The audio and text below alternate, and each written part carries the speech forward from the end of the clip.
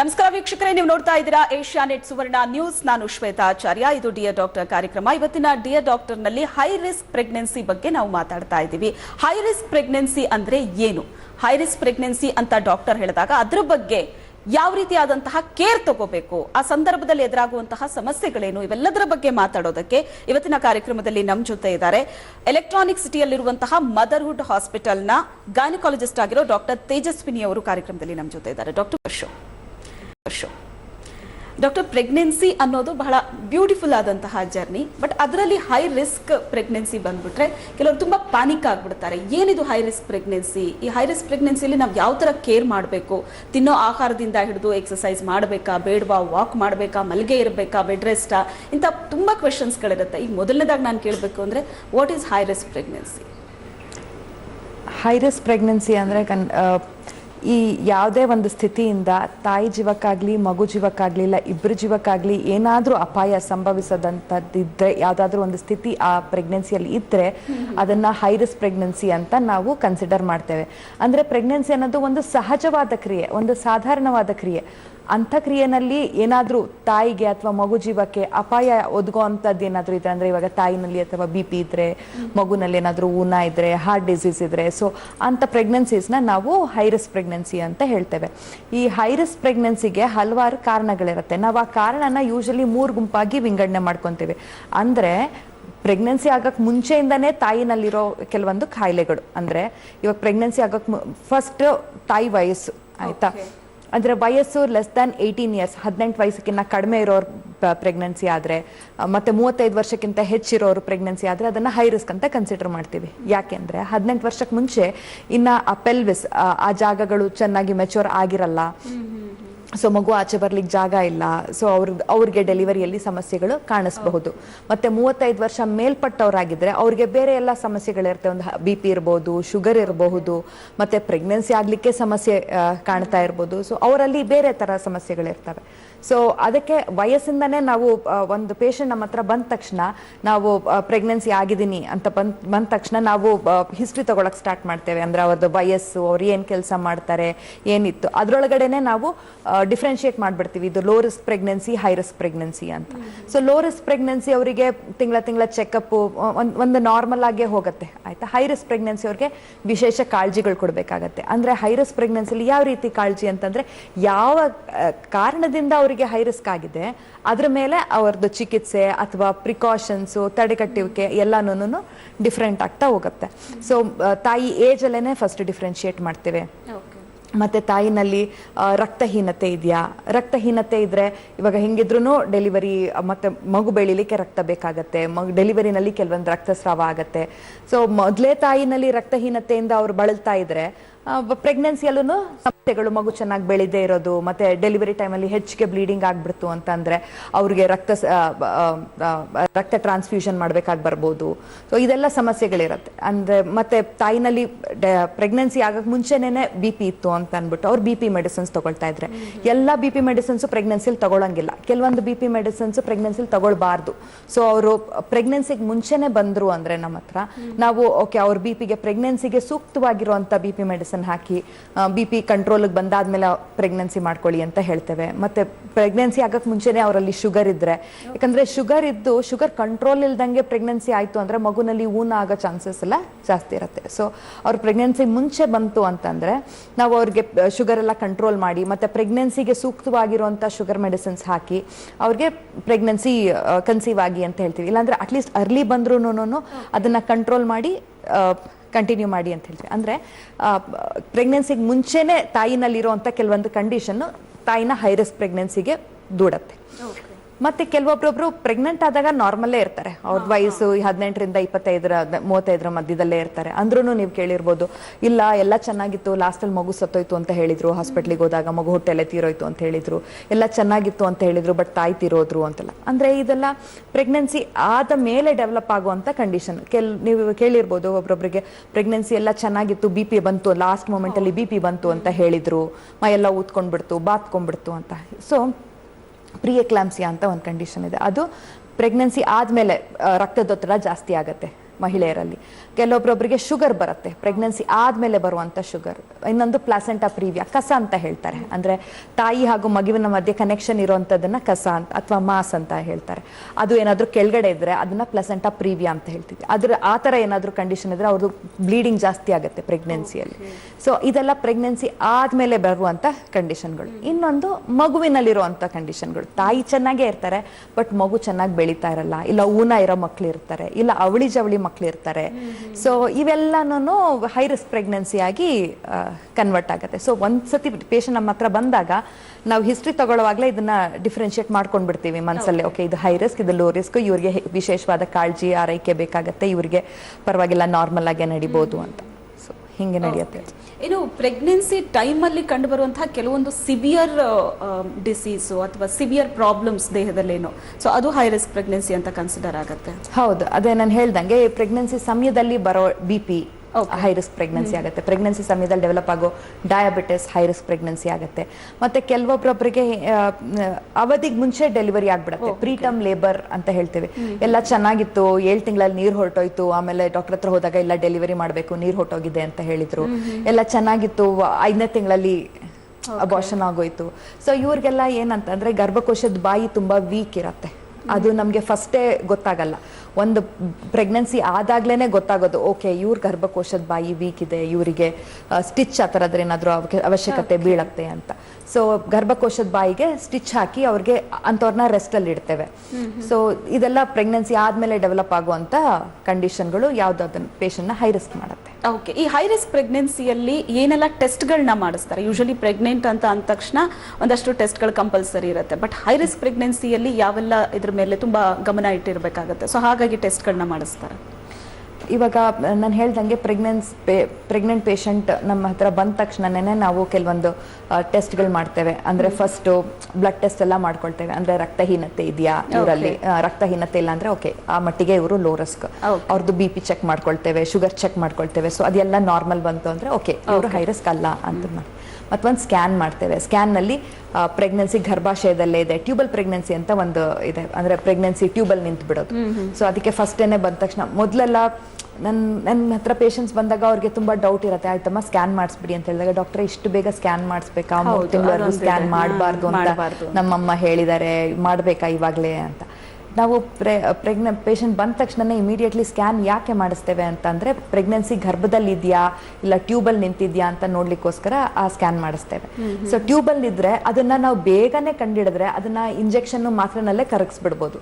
ಅದು ಲೇಟಾಗಿ ಗೊತ್ತಾಯ್ತು ಅಂದ್ರೆ ಆ ಟ್ಯೂಬನ್ನೇ ನಾವು ತೆಗಿಬೇಕಾಗತ್ತೆ. ಆ ಮಟ್ಟಿಗೆ ಅವ್ರದ್ದು ಫಲವತ್ತತೆ ಅಥವಾ ಫರ್ಟಿಲಿಟಿ ಕಡಿಮೆ ಆಗತ್ತೆ. ಸೊ ಆದ್ರಿಂದ ಫಸ್ಟೇ ಸ್ಕ್ಯಾನ್ ಮಾಡಿ ಓಕೆ ಆ ಮಟ್ಟಿಗೆ ಲೋ ರಿಸ್ಕ್, ಆ ಥರ ನಾವು ಟೆಸ್ಟ್ ಮಾಡಿ low risk pregnancy high risk pregnancy ಮಾಡ್ಕೊಳ್ತೇವೆ. ಮತ್ತೆ ಮುಂದೆ ಹೋಗ್ತಾ ಹೋಗ್ತಾ 3ನೇ ತಿಂಗಳಲ್ಲಿ ಒಂದು ಸ್ಕ್ಯಾನ್ ಮಾಡ್ತೇವೆ. 3ನೇ ತಿಂಗಳ ಸ್ಕ್ಯಾನ್ನ NT ಸ್ಕ್ಯಾನ್ ಮತ್ತೆ ಅದ್ರ ಜೊತೆ ಒಂದು ಡಬಲ್ ಮಾರ್ಕರ್ ಅಂತ ಬ್ಲಡ್ ಟೆಸ್ಟ್ ಮಾಡ್ಕೊಳ್ತೇವೆ. ಅದರೊಳಗಡೆ ಮಗುವಿನಲ್ಲಿ ವಂಶವಾಹಿನಲ್ಲಿ ಏನೋ ಸಮಸ್ಯೆ ಇಲ್ವಾ, ಡೌನ್ ಸಿಂಡ್ರೋಮ್ ಅಂತ ಏನಾದರೂ ಸಮಸ್ಯೆ ಇದೆಯಾ, ಅದೆಲ್ಲನೂ ಆ 3ನೇ ತಿಂಗಳಲ್ಲಿ ಸ್ಕ್ಯಾನಲ್ಲಿ ಗೊತ್ತಾಗುತ್ತೆ. ಸೊ ಅದರೊಳಗೆ ಏನಾದರೂ ಕಾಣಿಸಿದ್ರೆ ಮತ್ತೆ ಅವ್ರನ್ನ ಹೈ ರಿಸ್ಕ್ ಅಂತ ಡಿಫ್ರೆನ್ಶಿಯೇಟ್ ಮಾಡಿ ಅವರಿಗೆ ವಿಶೇಷವಾದ ಕಾಳಜಿ ಕೊಡ್ಲಿಕ್ಕಾಗತ್ತೆ. ಅದು ಚೆನ್ನಾಗಿ ಬಂತು, ಎಲ್ಲ ಚೆನ್ನಾಗಿದೆ ಅಂದರೆ 5ನೇ ತಿಂಗಳದ ಸ್ಕ್ಯಾನ್ ಇರುತ್ತೆ. ಆ ಸ್ಕ್ಯಾನಲ್ಲಿ ಮಗುದು ಹಾರ್ಟು, ಕಿಡ್ನಿ ಎಲ್ಲ ಚೆನ್ನಾಗಿದ್ಯಾ, ಕಣ್ಣು, ಕೈ, ಕಾಲು, ಸೊ ಎಲ್ಲ ಅದಲ್ಲೇ ನೋಡ್ತೀವಿ. ಅದರೊಳಗೆ ಏನಾದರೂ ಮಗುಗೆ ಹಾರ್ಟ್ ಪ್ರಾಬ್ಲಮ್ ಇದೆ, ಅದೆಲ್ಲ ಹಾರ್ಟ್ದು ಫುಲ್ ಡೆವಲಪ್ಮೆಂಟ್ ಆಗದೆ 22 ವಾರದಲ್ಲಿ, ಮೊದಲೇ ಗೊತ್ತಾಗಲ್ಲ.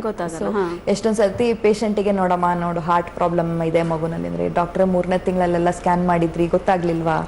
ಗೊತ್ತಾಗಲ್ಲ.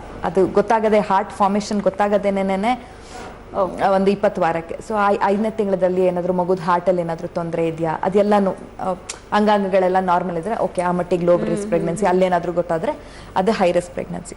ಕೆಲವೊಬ್ಬರೊಬ್ಬರಿಗೆ ಈ ಪ್ಲಾಸೆಂಟಾ ಸರಿ ಕೆಲಸ ಮಾಡ್ತಿರಲ್ಲ, ಮಗು ಸರಿಯಾಗಿ ಬೆಳೀತಾ ಇರಲ್ಲ, ಮಗು ಸುತ್ತ ನೀರು ಕಡಿಮೆ ಇರುತ್ತೆ, ಅವರಿಗೆಲ್ಲ ವಿಶೇಷವಾದ ಪರೀಕ್ಷೆಗಳು ಮಾಡ್ಕೊಳ್ತಾ ಹೋಗ್ತೀವಿ. ಐ ಮೀನ್ ತಿಂಗಳ ಸ್ಕ್ಯಾನ್ ಮಾಡ್ಕೊಳ್ತಾ ಹೋಗ್ತೇವೆ.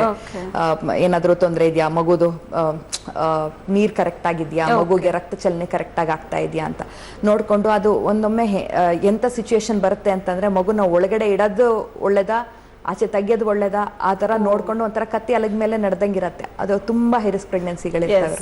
ಆವಾಗ ನೋಡ್ಕೊಂಡು ಯಾವಾಗ ಮಗುದು ಒಳಗಡೆ ರಕ್ತ ಚಲನೆ ತುಂಬಾ ಕ್ರಿಟಿಕಲ್ ಆಗಿದೆ ಅಂದಾಗ ಅವಾಗ ಆಪರೇಷನ್ ಮಾಡಿ ಮಗುನ್ ತೆಗೆದು NICU ಅಲ್ಲಿ ಇಡ್ತೇವೆ. ಸೊ ಈ ತರದೆಲ್ಲ ಕಾಂಪ್ಲಿಕೇಶನ್ಗಳಿರುತ್ತೆ. ಎಸ್, ಈಗೊಬ್ರು ಕಾಲರ್ ಇದ್ದಾರೆ, ಬೆಂಗಳೂರಿನಿಂದ ಕಾವ್ಯ ಕರೆ ಮಾಡಿದ್ದಾರೆ. ನಮಸ್ತೆ ಕಾವ್ಯ. ಹಾ ಮೇಡಮ್ ನಮಸ್ತೆ. ನಮಸ್ತೆ, ನಿಮ್ ಕ್ವಶನ್ ಆ, ಏನ್ ಕೇಳ್ಬೇಕಿತ್ತು ಕಾವ್ಯ? ಹಾ ಮೇಡಮ್ ನಮಸ್ತೆ, ನಾವು ಬೆಂಗಳೂರಿಂದ. ಓಕೆ. ಇದು ಸ್ವಲ್ಪ ಇದು ಟಿವಿಯಲ್ಲಿ ತೋರಿಸಿದಲ್ಲ, ಅದು ಮಾಹಿತಿ ಕೇಳ್ಬೇಕಾಯ್ತು ಮೇಡಮ್. ನಾವು ಸ್ವಲ್ಪ ಏನ್ ಕೇಳ್ಬೇಕಿತ್ತು? ನಿಮ್ ಪ್ರಶ್ನೆ ನೇರವಾಗಿ ಕೇಳಿ, ಡಾಕ್ಟರ್ ಇದ್ದಾರೆ. ಇದು ನಮಗೂ ಥೈರಾಯ್ಡ್ ಇದೆಯಲ್ಲ, ಓಕೆ. ಥೈರಾಯ್ಡ್ ಇಂದ ನನಗೆ ಏನು ಮಕ್ಳದು ಇದಾಗದು ಪ್ರಾಬ್ಲಮ್ ಏನು ಇದೆಯಾ ಅಂತ ಹೇಳ್ತಾ ಇದ್ರು. ಓಕೆ. ಮದ್ವೆ ಆಗಿ ಎಷ್ಟು ವರ್ಷ ಆಯ್ತು? ಮದುವೆ ಆಗಿ 8 ವರ್ಷ ಆಯ್ತು ಮೇಡಮ್. Okay doctor. ಓಕೆ. ಕಾವ್ಯ ಅವರೇ, ನಿಮ್ಗೆ ಥೈರಾಯ್ಡ್ ಇದೆಯಾ? ಥೈರಾಯ್ಡ್ಗೆ ಮಾತ್ರೆ ತಗೊಳ್ತಾ ಇದ್ದೀರಾ ನೀವು? ಹಾ ತಗೋತಾ ಇದ್ದೀನಿ ಮೇಡಮ್ ನಾನು. ಮಾತ್ರೆ ಹೆಸರು? ಇದು 50 mg. 50 mg.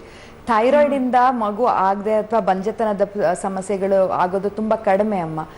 ಥೈರಾಯ್ಡ್ದು ಮಾತ್ರೆ ತಗೊಂಡ್ರೆ ಥೈರಾಯ್ಡ್ ಕಂಟ್ರೋಲ್ ಅಲ್ಲಿ ಇರುತ್ತೆ. ಸೊ ಥೈರಾಯ್ಡ್ ಕಂಟ್ರೋಲ್ ಅಲ್ಲಿ ಇದ್ರೆ ಅದು ಫಲವತ್ತತೆಗೆ ಯಾವುದೇ ಹಾನಿ ಮಾಡಲ್ಲ. ಅದು ಥೈರಾಯ್ಡ್ ಇಂದ ಮಗು ಆಗಲ್ಲ, ಥೈರಾಯ್ಡ್ ಬಂದ್ರೆ ಮಗು ಆಗಲ್ಲ ಅನ್ನೋದು ಮಿತ್ ಅಷ್ಟೇ.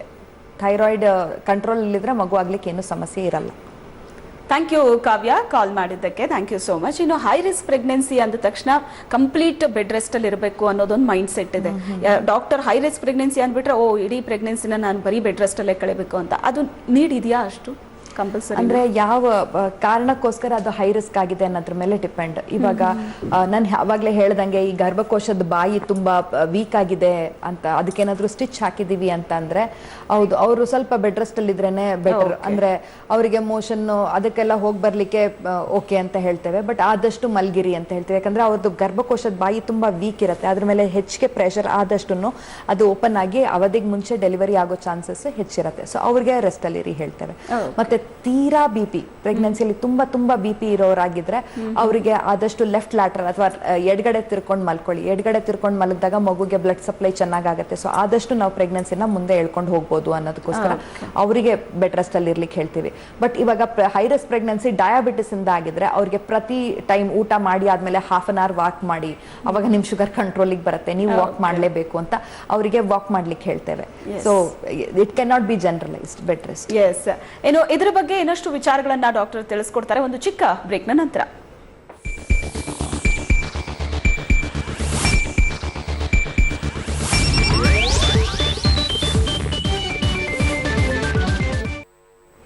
ಬ್ರೇಕ್ನ ನಂತರ ಡಿಯರ್ ಡಾಕ್ಟರ್ ಕಾರ್ಯಕ್ರಮಕ್ಕೆ ನಿಮ್ಮೆಲ್ಲರಿಗೂ ಮತ್ತೊಮ್ಮೆ ಸ್ವಾಗತ. ಎಲೆಕ್ಟ್ರಾನಿಕ್ ಸಿಟಿಯ ಮದರ್ವುಡ್ ಹಾಸ್ಪಿಟಲ್ನ ಗೈನಕಾಲಜಿಸ್ಟ್ ಡಾಕ್ಟರ್ ತೇಜಸ್ವಿನಿ ಕಾರ್ಯಕ್ರಮದಲ್ಲಿ ನಮ್ಮ ಜೊತೆ ಇದ್ದಾರೆ. ಹೈ ರಿಸ್ಕ್ ಪ್ರೆಗ್ನೆನ್ಸಿಯ ಬಗ್ಗೆ ಇವತ್ತಿನ ಎಪಿಸೋಡ್ ಅಲ್ಲಿ ನಾವು ಮಾತಾಡ್ತಾ ಇದ್ವಿ. ಡಾಕ್ಟರ್ ಹೈ ರಿಸ್ಕ್ ಪ್ರೆಗ್ನೆನ್ಸಿ ಬಗ್ಗೆ ಬಹಳಷ್ಟು ವಿಚಾರ ತಿಳಿಸ್ಕೊಡ್ತಾ ಇದ್ರು. ಬಟ್ ಈಗ ಒಬ್ಬ ಪ್ರೆಗ್ನೆಂಟ್ ಲೇಡಿಗೆ ನಂದು ಹೈ ರಿಸ್ಕ್ ಪ್ರೆಗ್ನೆನ್ಸಿ ಅಂತ ಹೇಗೆ ಗೊತ್ತಾಗುತ್ತೆ, ಹೇಗೆ ಫೈಂಡ್ ಔಟ್ ಮಾಡೋದು? ಅದು ಯೂಶಲಿ ಅಂದ್ರೆ ನಾವು 35 ವರ್ಷದ ಮೇಲ್ಪಟ್ಟಾಗಿ ನಾವು ಪ್ರೆಗ್ನೆನ್ಸಿನ ನಾವು ಹಂಬಲಿಸ್ತಾ ಇದ್ವಿ ಅಂತಂದ್ರೆ ಆ ವಯಸ್ಸಿಂದಾನೇ ನಾವು ಹೈ ರಿಸ್ಕ್ ಪ್ರೆಗ್ನೆನ್ಸಿ ಆಗ್ತೀವಿ. ಇಲ್ಲ ನಮಗೆ ಮೊದಲೇ BP ಇದೆ, ಶುಗರ್ ಇದೆ, ಥೈರಾಯ್ಡ್ ಇದೆ, ಹಂಗೇನಾದ್ರೂ ಸಮಸ್ಯೆ ಇದ್ರೆ ನಾವು ಹೈ ರಿಸ್ಕ್ ಪ್ರೆಗ್ನೆನ್ಸಿ ಆಗ್ತೇವೆ. ಸೊ ಇದರಿಂದ ಈ ಜನರಲ್ ಆಗಿ ಗೊತ್ತಾಗುತ್ತೆ. But most of the times high risk ಪ್ರೆಗ್ನೆನ್ಸಿನ ಇಲ್ವಾ ಅನ್ನೋದು ಡಾಕ್ಟರ್ ಹತ್ರ ಹೋಗೋ ತನಕನೂ ಯೂಶಲಿ ಗೊತ್ತಾಗಲ್ಲ.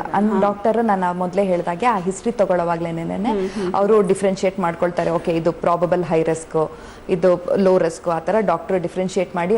ಡಾಕ್ಟರ್ ಯೂಶಲಿ ನಾನು ನೋಡ್ದಂಗೆ ಡೈರೆಕ್ಟ್ ಆಗಿ ಪೇಷಂಟ್ ಹೇಳಲ್ಲ ನೋಡಮ್ಮ ನೀ ಹೈ ರಿಸ್ಕ್ ಅಂತ, ಬಿಕಾಸ್ ಅದು ಪೇಷಂಟ್ಗೆ ಸೈಕ್ ಅಥವಾ ಮನಸ್ಸನ್ನ ವಿಚಲಿತ ಮಾಡುತ್ತೆ. ಬಟ್ ಅವ್ರು ಹೇಳ್ತಾರೆ ನೋಡಿ ನೀ ಈ ಕಾಳಜಿ ತಗೋಬೇಕಾಗತ್ತೆ, ನೀನು ಇಷ್ಟು ಫ್ರೀಕ್ವೆಂಟ್ ಆಗಿ ಬರ್ಬೇಕಾಗತ್ತೆ ಅಂತ ಒಂಥರ ವೇಲ್ಡ್ ಅಲ್ಲಿ ಹೇಳ್ತಾರೆ ಅವರು. ಓಕೆ, ಇದನ್ನ ತಡಿಬಹುದಾ, ಅಂದ್ರೆ ಅವಾಯ್ಡ್ ಮಾಡಬಹುದಾ ಹೈ ರಿಸ್ಕ್ ಪ್ರೆಗ್ನೆನ್ಸಿನ? ಈಗ ಏಜ್ ಫ್ಯಾಕ್ಟರ್ ಏನು ಮಾಡೋಕ್ಕಾಗಲ್ಲ. ಆಫ್ಟರ್ 35 ಒಂದ್ ವೇಳೆ ಕನ್ಸೀವ್ ಆದ್ರೆ ಹೈ ರಿಸ್ಕ್ ಅಂತ ಕನ್ಸಿಡರ್ ಮಾಡ್ತಾರೆ, ಹೌದು. ಬಟ್ ಬಿಫೋರ್ ಅದಕ್ಕಿಂತ ಮುಂಚೆ ಆದ್ರೂ ಸಹ ಅದೇ ಈ ತಡೆಗಟ್ಟುವಿಕೆನಲ್ಲಿ ಒಂದು ಅವಾಯ್ಡಬಲ್ ಫ್ಯಾಕ್ಟರ್ಸ್, ನಾನ್ ಅವಾಯ್ಡಬಲ್ ಫ್ಯಾಕ್ಟರ್ಸ್ ಇರುತ್ತೆ. ಇವಾಗ ನೀವೇ ಹೇಳ್ದಂಗೆ ಏಜ್ ಅದಂತ ಅವಾಯ್ಡ್ ಮಾಡ್ಲಿಕ್ಕೆ ಆಗಲ್ಲ. ಬಟ್ ನಮ್ಗೆ BP ಇದೆ, ಶುಗರ್ ಇದೆ, ಮತ್ತೆ ಕೆಲವೊಬ್ಬೊಬ್ಬರಿಗೆ ಈ ಫಿಟ್ಸ್ ಕಾಯಿಲೆ ಇರುತ್ತೆ. ಸೊ ಇದೆಲ್ಲಾನು ನಾವು ಮೊದಲು ಪ್ರಸರಿ ಆಗೋಕ್ಕಿಂತ ಮುಂಚೆನೆ ಅದು ಕಂಟ್ರೋಲ್ ಮಾಡಿಕೊಂಡು ನಾವು ಪ್ರೆಗ್ನೆನ್ಸಿ ಆದರೆ ಅದು ಲೋ ರಿಸ್ಕ್ ಥರ ಅಥವಾ ಅದನ್ನ ವೆಲ್ ಕಂಟ್ರೋಲ್ಡ್ ಆಗಿ ಇಟ್ಕೋಬಹುದು. ಈ ಎಪಿಲೆಪ್ಸಿ ಅಥವಾ ಫಿಟ್ಸ್ ಕಾಯಿಲೆನಲ್ಲಿ ಕೆಲವೊಬ್ಬರೊಬ್ರು ಮಾತ್ರೆಗಳು ತಗೊಳ್ತಾ ಇರ್ತಾರೆ. ಆ ಮಾತ್ರೆಗಳು ಯೂಶಲಿ ತಗೊಂಡಾಗ ಮಗುಗೆ ಕಂಜನೈಟಲ್ ಅನಾಮಲಿ ಅಥವಾ ಊನಗಳಾಗೋ ಅಂತ ಚಾನ್ಸಸ್ ಇರುತ್ತೆ. ಸೊ ಅದಕ್ಕೆ ಫಿಟ್ಸ್ ಕಾಯಿಲೆ ಇರೋರು, ಮಾತ್ರೆ ತಗೊಳ್ತಿರೋರು ಮೊದಲೇ ಡಾಕ್ಟರ್ ಹತ್ರ ಹೋಗಿ ನಾನು ಪ್ರೆಗ್ನೆನ್ಸಿಗೆ ಯೋಚನೆ ಮಾಡ್ತಾ ಇದ್ದೇನೆ, ಈ ಮಾತ್ರೆ ತಗೊಳ್ಬೋದಾ, ಇಲ್ಲ ಲೆಸ್ ರಿಸ್ಕ್ ಇದು ಯಾವುದೋ ಒಂದು ಮಾತ್ರೆ ಚೇಂಜ್ ಮಾಡಿ ಕೊಡ್ತಾರೆ. ಮತ್ತೆ ಈ ಡಯಾಬಿಟಿಸ್ ಅಲ್ಲೂ ಕೆಲವೊಬ್ಬರು ಮಾತ್ರೆ ತಗೊಳ್ತಾ ಇರ್ತಾರೆ, ಬಟ್ ಆ ಮಾತ್ರೆಯಿಂದ ಮಗುಗೆ ತೊಂದರೆ ಆಗೋ ಚಾನ್ಸಸ್ ಇರುತ್ತೆ. ಸೊ ಅದಕ್ಕೆ ಪ್ರೆಗ್ನೆನ್ಸಿ ಆಗೋ ಮುಂಚೆ ಹೋಗಿ ಅಂದರೆ ಈ ಪ್ರೀ ಕನ್ಸೆಪ್ಷನಲ್ ಕೌನ್ಸಿಲಿಂಗ್ ಅಂತ ಹೇಳ್ತೇವೆ ನಾವು.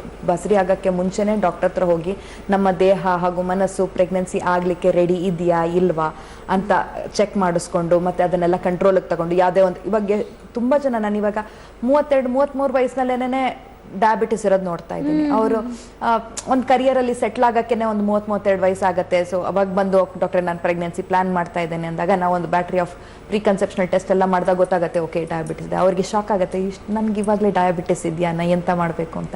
ಸೊ ಅವಾಗ ಅದನ್ನೆಲ್ಲ ಕಂಟ್ರೋಲಿಗೆ ತಗೊಂಡು ದೆನ್ ಪ್ರೆಗ್ನೆನ್ಸಿ ಆದಾಗ ಆರೋಗ್ಯವಾದ ತಾಯಿ ಮಗುನ ನಾವು ಎಕ್ಸ್ಪೆಕ್ಟ್ ಮಾಡಬಹುದು. ಸೊ ಪ್ರೀ ಕನ್ಸೆಪ್ಷನಲ್ ಅಂದರೆ best time to prevent high risk pregnancy is pre conceptional. ಮೊದಲೇ ಹೋಗ್ಬಿಟ್ಟು ಡಾಕ್ಟರ್ ಹತ್ರ ಟೆಸ್ಟ್ ಮಾಡಿಸ್ಕೊಂಡು ಏನಾದರೂ ರಿಸ್ಕ್ ಫ್ಯಾಕ್ಟರ್ಸ್ ಇದೆಯಾ ನೋಡಿ ಅದನ್ನ ಕಂಟ್ರೋಲ್ ಮಾಡಿಕೊಂಡು ಆಮೇಲೆ ಪ್ರೆಗ್ನೆಂಟ್ ಆಗುತ್ತೆ. ಮತ್ತೆ ಸ್ಥೂಲಕಾಯ ಇದೊಂಥರ ಎಪಿಡೆಮಿಕ್ ಆಗೋಗಿದೆ. ಆ ಸ್ಥೂಲಕಾಯದಿಂದ ತುಂಬಾ ಜನ ಬಳಲ್ತಿದ್ದಾರೆ. ಸ್ಥೂಲಕಾಯ ಇದ್ರೆ ಅದು ಡಯಾಬಿಟಿಸ್ಗೆ ಪ್ರೆಗ್ನೆನ್ಸಿ ಆದಾಗ ಡಯಾಬಿಟಿಸ್ ಆಗೋದು ಅದಕ್ಕೆಲ್ಲ ಎಡೆ ಮಾಡಿ ಕೊಡುತ್ತೆ. ಸೊ ವೆಯ್ಟ್ ನ ಕಂಟ್ರೋಲ್ ಮಾಡಿಕೊಂಡು ಪ್ರೆಗ್ನೆನ್ಸಿ ಆದಾಗ ಅದು ಆರೋಗ್ಯವಾದ ತಾಯಿ ಹಾಗೂ ಮಗುವನ್ನ ನಾವು ಎಕ್ಸ್ಪೆಕ್ಟ್ ಮಾಡ್ಬೋದು. ಓಕೆ, ಇನ್ನು ಈ ಹೈ ರಿಸ್ಕ್ ಪ್ರೆಗ್ನೆನ್ಸಿಯಲ್ಲಿ ವರ್ಕಿಂಗ್ ಇದ್ರೆ ಸೊ ಅವ್ರು ಯಾವ ಥರ ಕೇರ್ ತಗೋಬೇಕು? ಯಾಕಂದ್ರೆ ತುಂಬಾ ಕರಿಯರ್ ಕಾನ್ಸಂಟ್ರೇಟ್ ಮಾಡ್ತಾ ಇರ್ತಾರೆ.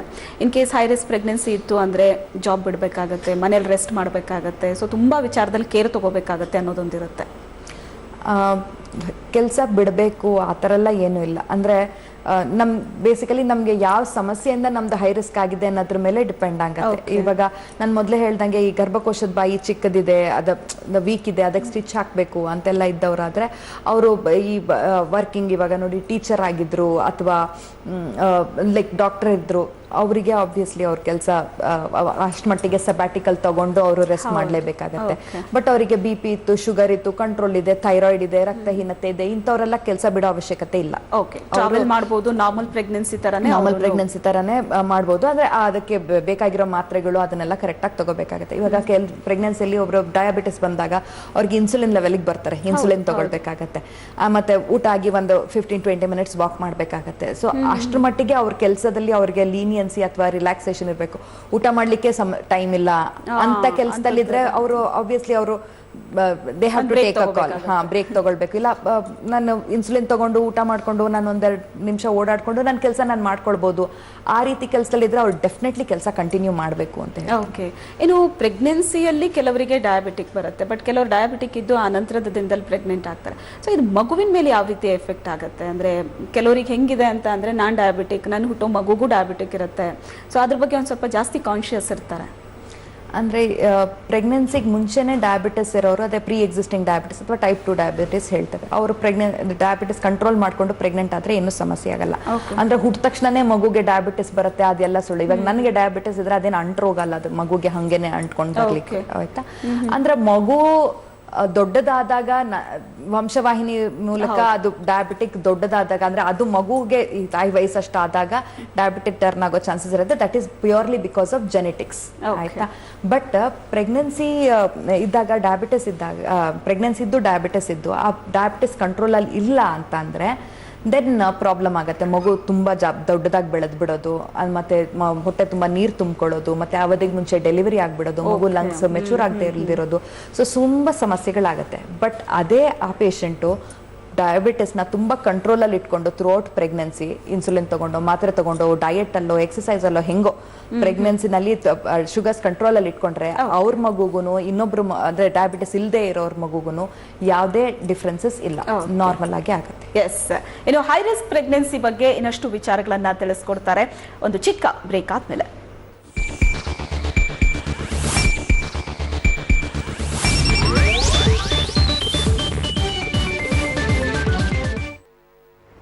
ಬ್ರೇಕ್ನ ನಂತರ ಡಿಯರ್ ಡಾಕ್ಟರ್ ಕಾರ್ಯಕ್ರಮಕ್ಕೆ ಮತ್ತೊಮ್ಮೆ ಸ್ವಾಗತ. ಇವತ್ತಿನ ಡಿಯರ್ ಡಾಕ್ಟರ್ನಲ್ಲಿ ಹೈ ರಿಸ್ಕ್ ಪ್ರೆಗ್ನೆನ್ಸಿ ಬಗ್ಗೆ ನಾವು ಮಾತಾಡ್ತಾ ಇದ್ವಿ. ಡಾಕ್ಟರ್, ಹೈ ರಿಸ್ಕ್ ಪ್ರೆಗ್ನೆನ್ಸಿ ಬಗ್ಗೆ ಬಹಳಷ್ಟು ವಿಚಾರವನ್ನ ತಿಳಿಸ್ಕೊಡ್ತಾ ಇದ್ರು. ಬಟ್ ಈ ಹೈ ರಿಸ್ಕ್ ಪ್ರೆಗ್ನೆನ್ಸಿಗೆ ಏನೆಲ್ಲ ಫೆಸಿಲಿಟೀಸ್ ಅವಶ್ಯಕತೆ ಇರುತ್ತೆ? ಯಾಕಂದ್ರೆ ಸಿಟಿಯಲ್ಲಿ ಇರೋರಾದ್ರೆ ನಿಯರೆಸ್ಟ್ ತುಂಬಾ ಹಾಸ್ಪಿಟಲ್ಸ್ ಇದೆ, ಎಲ್ಲಾ ರೀತಿ ಫೆಸಿಲಿಟೀಸ್ ತುಂಬಾ ಈಸಿಲಿ ಅವೈಲೇಬಲ್ ಇರುತ್ತೆ. ಬಟ್ ಈಗ ರೂರಲ್ ಏರಿಯಾಗಳಲ್ಲಿ ಹಳ್ಳಿ ಕಡೆ ಇರೋರು ಅವರಿಗೆ ಆ ತಕ್ಷಣಕ್ಕೆ ಏನೋ ಒಂದು ಟ್ರೀಟ್ಮೆಂಟ್ ಬೇಕು ಅಂದ್ರೆ ಅದು ತಕ್ಷಣಕ್ಕೆ ಸಿಗೋ ತರ ಇರೋದಿಲ್ಲ. ಸೊ ಅವ್ರು ಯಾವ್ಯಾವ್ದ್ರ ಬಗ್ಗೆ ತುಂಬಾ ಜಾಗ್ರತೆ ವಹಿಸಬೇಕು? ಅಂದರೆ ನಾನು ಮೊದಲೇ ಹೇಳಿದಾಗೆ ನೀವು ಮೊದಲೇ ಡಾಕ್ಟರ್ ಹತ್ರ ಅದೇ ತಿಂಗಳ ಚೆಕಪ್ಪಿಗೆ ಹೋದಾಗ ಗೊತ್ತಾಗುತ್ತೆ ಇದು ಹೈ ರಿಸ್ಕ್ ಪ್ರೆಗ್ನೆನ್ಸಿ ಅಥವಾ ಲೋ ರಿಸ್ಕ್ ಪ್ರೆಗ್ನೆನ್ಸಿ ಅಂತ. ಹೈ ರಿಸ್ಕ್ ಪ್ರೆಗ್ನೆನ್ಸಿ ಅಂದರೆ ತುಂಬ ಸತಿ ಅವಧಿಗಿಂತ ಮುಂಚೆನೇ ಡೆಲಿವರಿ ಆಗೋ ಚಾನ್ಸಸ್ ಇರುತ್ತೆ, ಅಥವಾ ತಾಯಿಗೆ BP ಎಲ್ಲ ಇದ್ದರೆ BP ಕಂಟ್ರೋಲ್ ಮಾಡೋಕ್ಕೆ ಹೆಚ್ಚಿಗೆ ಮೆಡಿಸಿನ್ಸು, ಒಂದೊಂದು ಸತಿ ICU ಅಡ್ಮಿಷನ್ನು ಅವೆಲ್ಲ ಬೇಕಾಗುತ್ತೆ. ಸೊ ಹಾಗೇನಾದರೂ ಇದ್ದರೆ ನೀವು ನಿಮ್ಮ ಡೆಲಿವರಿನ ಈ ನವಜಾತ ಶಿಶು ಘಟಕ ಎಲ್ಲ ಇರೋವಂಥ ಹಾಸ್ಪಿಟ್ಲಲ್ಲಿ ಮಾಡ್ಕೊಳ್ಳೋದು ಒಳಿತು. ಬಿಕಾಸ್ ಡೆಲಿವರಿ ಆಗೋಯ್ತು, ಡೆಲಿವರಿ ಆದಮೇಲೆ ಮತ್ತೆ ಮಗುನ ದಟ್ ಈಸ್ ಗೋಲ್ಡನ್ ಅವರ್ ಅಂತ ಹೇಳ್ತೀವಿ. ಫಸ್ಟ್ 1 hour ಅಲ್ಲಿ ಮಗುಗೆ ರಿಸಸ್ಟೇಷನ್ ಎಲ್ಲ ಆಗಬೇಕು, ಇಲ್ಲಾಂದ್ರೆ ಅದು ಲಾಂಗ್ ಟರ್ಮ್ ಬುದ್ಧಿಮಾಂದ್ಯತೆ ಅದೆಲ್ಲನೂ ಆಗೋ ಚಾನ್ಸಸ್ ಇದೆ. ಒಂದೊಂದ್ಸತಿ ಮಗುನೇ ಕೈಗೆ ಸಿಗದೆ ಇರೋವಂಥ ಚಾನ್ಸಸ್ ಇರುತ್ತೆ. ಸೊ ಇದು ನಮಗೆ ಹೈ ರಿಸ್ಕ್ ಪ್ರೆಗ್ನೆನ್ಸಿ ಅಂತ ಗೊತ್ತಾದ್ಮೇಲೆ ಡಾಕ್ಟರ್ ಜೊತೆ ನೀವು ವಿಶ್ಲೇಷಣೆ ಮಾಡಿ ನನಗೆ ನವಜಾತ ಶಿಶು ಘಟಕದ ಅವಶ್ಯಕತೆ ಬರ್ಬೋದಾ ನನ್ನ ಮಗುಗೆ, ಡೆಲಿವರಿ ಬೇಗ ಪ್ರಸವಕ್ಕಿಂತ ಟೈಮ್ಗಿಂತ ಮುಂಚೆನೇ ಆಗೋ ಚಾನ್ಸಸ್ ಇದೆಯಾ ಅಂತೆಲ್ಲ ಕೇಳಿ ಅಂತ ಹತ್ತಿರದಲ್ಲೇ ಇರುವಂಥ ಒಂದು ನವಜಾತ ಶಿಶು ಘಟಕ ಇರುವಂಥ ಹಾಸ್ಪಿಟ್ಲಲ್ಲಿ ಪ್ಲಾನ್ ಮಾಡ್ಕೊಳ್ಳೋದು ಬೆಟರ್. ಮತ್ತೆ ರಕ್ತಹೀನತೆ ಇದು, ಇವಾಗ ಪ್ಲಾಸೆಂಟಾ ಪ್ರೀವಿಯಾ ಅಂತ ಹೇಳಿದೆ. ಪ್ಲಾಸೆಂಟಾ ಪ್ರೀವಿಯಾ ಇರೋ ಟೈಮಲ್ಲಿ ಡೆಲಿವರಿ ಟೈಮಲ್ಲಿ ತುಂಬ ಅತಿ ರಕ್ತಸ್ರಾವ ಆಗೋ ಸಂಭವ ಇರುತ್ತೆ. ಆವಾಗ ಬ್ಲಡ್ ಬ್ಯಾಂಕ್ ಇದೆಯಾ, ಬ್ಲಡ್ ಟ್ರಾನ್ಸ್ಫ್ಯೂಷನ್ಗೆ ಅವಕಾಶಗಳಿದೆಯಾ. ಸಣ್ಣ ಹಾಸ್ಪಿಟ್ಲಲ್ಲಿ ಬ್ಲಡ್ ಟ್ರಾನ್ಸ್ಫ್ಯೂಷನ್ ಎಲ್ಲ ಇರಲ್ಲ. ಸೊ ಅದರಿಂದ ಒಂದು ಎಲ್ಲ ಫೆಸಿಲಿಟಿ ಎಲ್ಲ ಇರುವಂಥ ಹಾಸ್ಪಿಟ್ಲಲ್ಲಿ ಡೆಲಿವರಿನ ಪ್ಲ್ಯಾನ್ ಮಾಡ್ಕೊಳ್ಳೋದು ಒಳ್ಳೆಯದು. ಮತ್ತು ಇನ್ನೊಂದು ಬರೀ ಗೈನಕಾಲಜಿಸ್ಟೇ ಎಲ್ಲನೂ ಟ್ರೀಟ್ ಮಾಡಲಿಕ್ಕಾಗಲ್ಲ. ಇವಾಗ ಪೇಷಂಟಿಗೆ ಅಪಸ್ಮಾರ ಇದೆ, ಅದೇ ಫಿಟ್ಸ್ ಇದೆ, ಮತ್ತು ಇಲ್ಲ ಏನೋ ಒಂದು ಡಯಾಬಿಟಿಸ್ ಇದೆ, ಅದಕ್ಕೆ ಇನ್ಸುಲಿನ್ ಬೇಕಾಗತ್ತೆ. ಸೊ ಅದಕ್ಕೆ ಮಲ್ಟಿ ಸ್ಪೆಷಾಲಿಟಿ ಅಪ್ರೋಚ್ ಅಂತ ಹೇಳ್ತೇವೆ. ಅಂದರೆ ಬೇರೆ ಡಾಕ್ಟರ್ಗಳೂ ಅದಕ್ಕೆ ಇನ್ವಾಲ್ವ್ ಆಗಿರಬೇಕಾಗತ್ತೆ. ಒಂದು ಸಣ್ಣ ನರ್ಸಿಂಗ್ ಹೋಮ್ ಅಲ್ಲಿ ಬರೀ ಒಂದು ಡಾಕ್ಟರ್ ಬಿಟ್ಟರೆ ಬೇರೆ ಡಾಕ್ಟರ್ ಇಲ್ಲ ಅಂತ ಹಾಸ್ಪಿಟ್ಲಲ್ಲಿ ಮಾಡ್ಕೊಳ್ಳೋದು ಕಷ್ಟ ಆಗುತ್ತೆ. ಸೊ ಅಲ್ಲಿ ಬೇರೆ ಎಲ್ಲ ಡಾಕ್ಟರ್ ಇದ್ದಾರಾ, ಟೀಮ್ ಅಪ್ರೋಚ್ ಅಂತ ಹೇಳ್ತೀವಿ. High risk pregnancy is always a team approach. ಅಂದ್ರೆ ಒಂದು ಟೀಮ್, ಇವಾಗ ಡಯಾಬಿಟಿಸ್ ಅಂದ್ರೆ ಇದರೊಳಗೆ ಡಾಕ್ಟರ್ ಇರಬೇಕು, ಗೈನಕಾಲಜಿಸ್ಟ್ ಇರಬೇಕು, ಡಯಟಿಷಿಯನ್ ಇರಬೇಕು, ಮತ್ತೆ ಫಿಸಿಯೋಥೆರಪಿಸ್ಟ್ ಇರಬೇಕು, ಮತ್ತೆ ಒಂದು ಡಯಾಬಿಟಿಕ್ ನರ್ಸ್ ಹೇಳ್ತೇವೆ, ಅದು ಶುಗರ್ ವ್ಯಾಲ್ಯೂ ನೋಡಿಕೊಂಡು ಇನ್ಸುಲಿನ್ ಚೇಂಜ್ ಮಾಡುವಂತ ಡಯಾಬಿಟಿಕ್ ನರ್ಸ್. ಸೊ ಇದೆಲ್ಲ ಮಲ್ಟಿ ಸ್ಪೆಷಾಲಿಟಿ ಅಪ್ರೋಚ್ ಇದೆಯಾ ಹಾಸ್ಪಿಟಲಲ್ಲಿ ನೋಡಿ ಅಲ್ಲಿ ಪ್ಲಾನ್ ಮಾಡ್ಕೊಳ್ಳೋದು ಉತ್ತಮ. ಓಕೆ, ಇನ್ನು ಈ ಹೈ ರಿಸ್ಕ್ ಪ್ರೆಗ್ನೆನ್ಸಿಯಲ್ಲಿ ಆಫ್ಟರ್ ಡೆಲಿವರಿ ಸೊ ಯಾವ ಥರ ಕೇರ್ ತಗೋಬೇಕು? ಅಂದರೆ ಫ್ರೀಕ್ವೆಂಟ್ಲಿ ಮತ್ತೆ ಚೆಕಪ್ ಏನಾದರೂ ಮಾಡ್ಕೋಬೇಕಾ? ಪ್ರೆಗ್ನೆನ್ಸಿಯಲ್ಲಿ ಕಂಡುಬರುವಂತಹ ಡಯಾಬಿಟಿಕ್ ಅದು ಆಫ್ಟರ್ ಡೆಲಿವರಿ ಅದು ಹೋಗಿದೆಯೋ ಇಲ್ವೋ ಅಂತಲೂ ನೋಡ್ಕೋಬೇಕು. ಕೆಲವರಿಗೆ ಕ್ಯಾರಿ ಆಗುತ್ತೆ ಹಾಗೇನೆ. ಸೊ ಏನು ಕೇರ್ ತಗೋಬೇಕು? ಸೊ ಡೆಲಿವರಿ ಆದ ನಂತರ ಈ BP ಬಂದಿದ್ರೆ ಪೇಷಂಟಿಗೆ ಅದು BP ಒಂದು ಸ್ವಲ್ಪ ದಿನ ಕಂಟಿನ್ಯೂ ಇರೋಕ್ಕೆ ಸಾಧ್ಯ ಇದೆ. ಓಕೆ, ಡೆಲಿವರಿ ಆಯಿತು ಎಲ್ಲ ಚೆನ್ನಾಗಾಯಿತು ಅಂತ ಅಂದ್ಬಿಟ್ಟು ನಾವು ನೆಗ್ಲೆಕ್ಟ್ ಮಾಡೋಂಗಿಲ್ಲ. ಎಷ್ಟೊಂದು ಜನಕ್ಕೆ ಡೆಲಿವರಿ ಆಗಿ ಆದಮೇಲೆ ಫಿಟ್ಸ್ ಬಂದಿರೋದು, ಮತ್ತೆ ತಲೆಯಲ್ಲಿ ರಕ್ತ ಹೆಪ್ಪುಗಟ್ಟು ICUಗೆ ಅಡ್ಮಿಟ್ ಆಗಿರೋದು ಅದೆಲ್ಲನೂ ನಾವು ನೋಡಿದ್ದೀವಿ. ಹಾಗೆ ಡೆಲಿವರಿ ಆದ ತಕ್ಷಣ ನಾವು ಓಕೆ ಎಲ್ಲ ಸರಿ ಹೋಯ್ತು ಅಂತ ಅನ್ಕೊಂಡಿಲ್ಲ, ಆಯ್ತಾ? ಅದಕ್ಕೆ ಫಾಲೋ ಅಪ್ ಇಂಪಾರ್ಟೆಂಟ್. BP ಕಂಟ್ರೋಲ್ಗೆ ಬಂತಾ ಇಲ್ಲ, BP ಕಂಟಿನ್ಯೂ ಆಗ್ತಾ ಇದೆ. ಕೆಲವೊಬ್ಬೊಬ್ರು ಪ್ರೆಗ್ನೆನ್ಸಿಲಿ ಬಂದದ್ದು BP ನಿಲ್ಲದೇ ಇಲ್ಲ, ಕಂಟಿನ್ಯೂ ಆಗ್ಬಿಡುತ್ತೆ. ಸೊ ಅದು ಕಂಟ್ರೋಲ್ಗೆ ಬಂತಾ ಇಲ್ವಾ ನೋಡ್ಕೊಳ್ಬೇಕಾಗತ್ತೆ. ಮತ್ತೆ ಡಯಾಬಿಟಿಸು ಅಷ್ಟೇ, ಅದು 6 ವಾರ ಆದ್ಮೇಲೆ ಮತ್ತೆ ಶುಗರ್ ಚೆಕ್ ಮಾಡಿ ಅದು ಕಂಟ್ರೋಲ್ ಬಂತಾ ಇಲ್ಲ, ಇವಾಗ ನಾನು ಡಯಾಬಿಟಿಸ್ ಮಾತ್ರೆಗಳು ತಗೋಬೇಕಾ, ಇಲ್ಲ ನಿಲ್ಲಿಸ್ಬಿಡ್ಬೋದಾ, ಥೈರಾಯ್ಡ್ ಯೂಶಲಿ ಜಾಸ್ತಿ ಮಾಡಿರ್ತೀವಿ ಪ್ರೆಗ್ನೆನ್ಸಿಯಲ್ಲಿ, ಅದು ಕಂಟ್ರೋಲಿಗೆ ಬಂತಾ ಅಥವಾ ನಿಲ್ಲಿಸ್ಬೋದಾ, ಅದೆಲ್ಲಾನು ಡಾಕ್ಟರ್ ಜೊತೆ ವಿಶ್ಲೇಷಣೆ ಮಾಡಿ ನಾವು ಫಾಲೋ ಅಪ್ ತಗೊಂಡು then. Doctor, thank you so much. High risk pregnancy ಬಗ್ಗೆ ಬಹಳಷ್ಟು ವಿಚಾರವನ್ನ ತಿಳಿಸ್ಕೊಟ್ರಿ. Thank you doctor. Thank you. ವೀಕ್ಷಕರೇ, ಇದು ಇವತ್ತಿನ ಡಿಯರ್ ಡಾಕ್ಟರ್. ನಿಮ್ಮ ಭೇಟಿ ನಾಳಿನ ಡಿಯರ್ ಡಾಕ್ಟರ್ನಲ್ಲಿ. ನಮಸ್ಕಾರ.